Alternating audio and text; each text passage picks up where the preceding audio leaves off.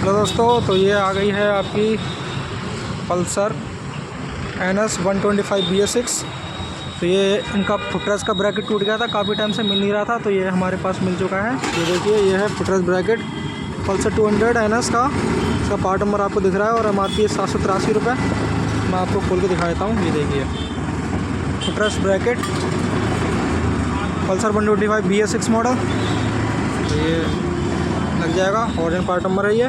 तो वीडियो को लाइक करें, चैनल को सब्सक्राइब करें। थैंक यू, मिलते हैं नेक्स्ट वीडियो में।